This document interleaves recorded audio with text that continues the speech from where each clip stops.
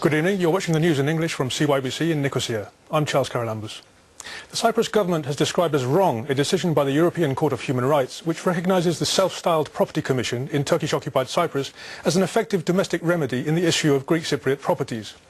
Government spokesman Stefanos Stefanou said the government will respect the ruling, but it believes that it is a negative development because it places an obligation on property owners to follow a course that is essentially the result of illegality. The court's ruling means that Greek Cypriot refugees claiming their property in the occupied part of Cyprus will now have to apply to this commission for remedy. If not satisfied, they then have to apply to a Turkish court before applying to the European Court of Human Rights. Stefanou stressed that nobody should give the impression that political issues like the Cyprus problem can be resolved in the courts because political issues are settled at the negotiating table. He also noted some positive points in the ruling, such as the court's assertion that the Property Commission is a remedy of the government of Turkey, which for the first time accepted responsibility for human rights violations in the part of the island occupied by its troops. The court had also noted the fact that Turkey also acknowledged that Greek Cypriots are the legal owners of their land in the Turkish-occupied areas and that the so-called Turkish Cypriot Republic of Northern Cyprus legally does not exist. Greece has received political support from Germany, France and the group of the Eurozone countries in its efforts to reduce its deficit and put its economy back on track. German Chancellor Angela Merkel has given her support to Greek Prime Minister George Papandreou, and French President Nicolas Sarkozy said ahead of tomorrow's visit to Paris by Papandreou that France has no intention of seeing Greece fall by the wayside. He added that Greece must receive support because it is making an effort, otherwise there will be no more euro. Merkel had earlier expressed Germany's support at talks in Berlin. She said at a joint news conference with Papandreou that Greece had not asked for financial aid. She added that the Eurozone is stable at the moment and the question of aid did not arise. Luxembourg Prime Minister Jean-Claude Juncker, who heads the Eurogroup, described the new Greek austerity plan as strong and tough. He said Europe stood ready to help Greece, but he added that there will be no need for action. The austerity measures announced by the Greek government have sparked off a wave of strike action, with more strikes announced for the coming week. An opinion poll published today showed that just under 47% of those surveyed backed the new measures, while 48% disapproved of them.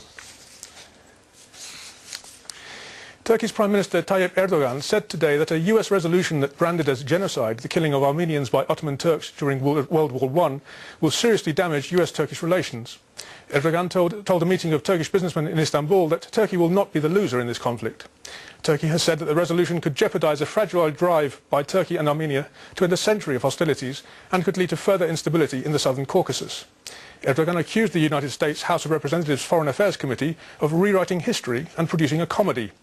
He said that it is not the job of politicians to review history and added that many of them who voted yes cannot point out Armenia on the map. Erdogan said that Turkey is a big country and nobody can set it alight with lies and false policies. Turkey's ambassador to Washington, Namik Tan, has been recalled to Ankara and has told reporters that he did not know when he will return to his post. British Prime Minister Gordon Brown paid a surprise visit to Afghanistan today, making a tour of bases captured just weeks ago from the Taliban. Brown met and thanked some of the 4,000 British troops who took part in last month's assault on insurgent strongholds in the southern Helmand province.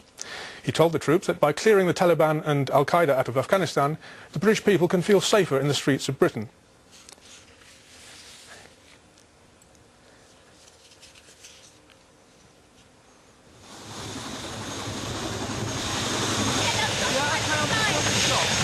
I think the important thing to recognise that over the last few days our British forces, working with the Afghans and the Americans, have made huge advances, clearing the area of Taliban, making sure that people feel safer, and now it's strengthening the local police and the local armies so that they can do the job for themselves.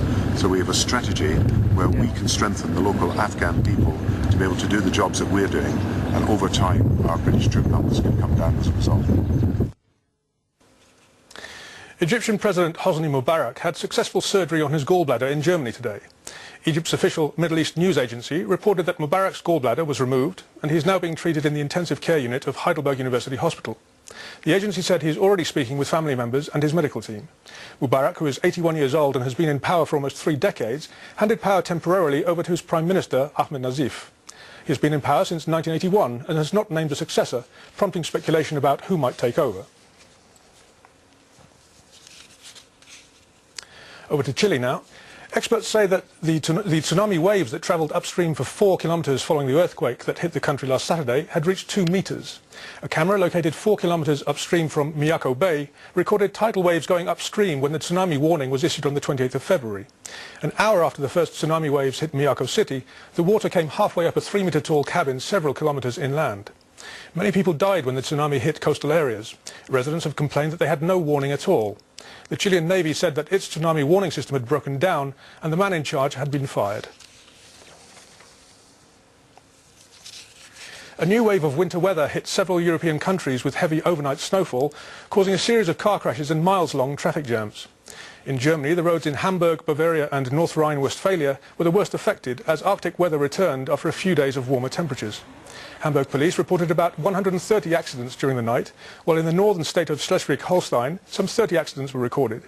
In Hamburg, 20 centimetres of fresh snow caused many vehicles to come to a standstill. In Austria, heavy snowfall caused several accidents in the Tyrol area, with several cars piling up. No injuries were reported.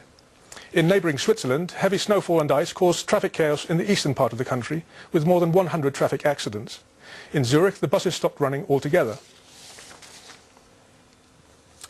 A severe thunderstorm ripped through the Australian city of Melbourne, with dense hail covering the city. The huge storm produced a total of 26 millimetres of rain in less than an hour, with flooding reported across the city, bringing emergency services to a halt. Hail pummeled city streets and brought traffic to a standstill, with some residents reporting hailstones as big as 5 centimetres. Meanwhile, social services say they've taken emergency measures in the southwest Queensland state town of St George, anticipating a flood that at its height is expected to cover 80% of the town. Almost half of the town's 2,800 residents have already been displaced by the flooding and have moved to a makeshift evacuation centre. That was the news for this evening. Now look at tomorrow's weather forecast. Kıbrıs Radyo Yayın Kurumu'ndan iyi akşamlar sayın seyirciler. Haber merkezimizin gündemindeki konuları aktarıyor sizlere. Hükümet Sözcüsü Stefano Avrupa İnsan Hakları Mahkemesi'nin aldığı kararın sorunlar yarattığını belirterek hükümetin meseleyi nasıl göğüsleyeceği konusunda bir durum değerlendirmesinde bulunacağını söyledi. Müzakerelerin bu karardan etkilenip etkilenmeyeceğine ilişkin bir soruya Stefanos, önceden yaptığımız gibi bundan sonra da halkımızın haklarını korumaya devam edeceğiz cevabını verdi. Göçmenlerin bundan sonra Avrupa İnsan Hakları Mahkemesi'ne başvuruda bulunup bulunmayacağı ile ilgili soruya ise hükümet sözcüsü mahkeme başvuruları zaten sözde taşınmaz mal komisyonuna havale ediyor. Bu konu ayrıca iç cephede birçok kez ele alınmıştır şeklinde yanıt verdi. Stefano, Diana Loizidou kararından sonra ele geçirdiğimiz silahın kaybedilmemesi için Avrupa İnsan Hakları Mahkemesi'ne topluca başvurulardan kaçınılması gerektiğini söyledi. Hükümet sözcüsü siyasi konuların mahkemelerde değil, görüşmelerde çözüleceğini kaydetti. Akel, Avrupa İnsan Hakları Mahkemesi'nin kararına saygı duyduklarını ifade ederek kararı yanlış ve olumsuz bir gelişme olarak değerlendirdi. Basın toplantısında konuşan Parti Merkez Komite üyesi Aristos Damiano, mahkemenin aldığı bu kararın sözde Kuzey Kıbrıs Türk Cumhuriyeti'ni tanıdığı anlamına gelmediğini, sahte devletin Türkiye'nin bir vilayeti olduğunu ortaya koyduğunu belirtti. DC Başkanı Nikos Anastasiadis, Avrupa İnsan Hakları Mahkemesi'nin kararını hukuksal ve siyasal açıdan fevkalade olumsuz olarak niteledi. Limassol'da konuyla ilgili açıklamalarda bulunan Anastasiadis, kararın işgal altındaki bölgedeki yasa dışı rejimi tanıdığı anlamına gelmediğini belirtti. Nikos Anastasiadis, artık mantıklı adımların atılmasının zamanı geldi. Kolektif istişarenin olgunluğun ve ortak anlayışın ağır basması gerekir dedi. DC Başkanı Ulusal Konsey'in derhal toplanmasını istedi. Anastasiadis, siyasi partilerle devlet yetkililerine aralarındaki ideolojik ve partisel ayrılıkları bir yana bırakmaları için çağrıda bulundu. Digo basın sözcüsü Fotis Fodiou, Avrupa İnsan Hakları Mahkemesi'nin dünkü kararını olumsuz ve yanlış bir gelişme olarak nitelendirdi. Fodiou, kararın yeni hukuksal zorluklar doğurduğu düşüncesinde olduklarını söyledi.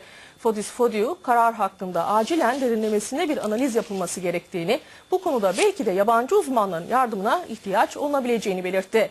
Digo basın sözcüsü, yeni oluşan durumun soğukkanlılık, ciddiyet, doğru taktik ve stratejiyle göğüslenmesi gerektiğini belirtti.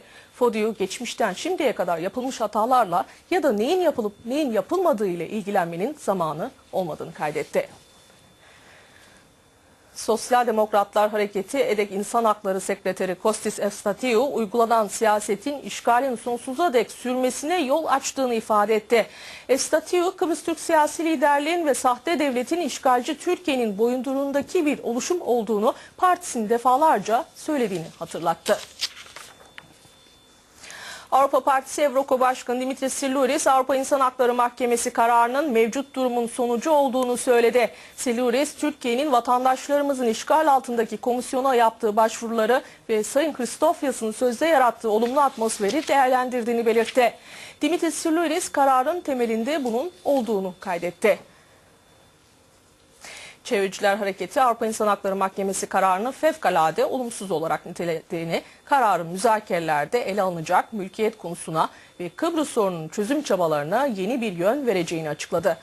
Açıklamada Avrupa İnsan Hakları Mahkemesi kararının yaza beklendiği, kararın şimdi açıklanmasının akıllarda soru işareti yarattığı kaydedildi.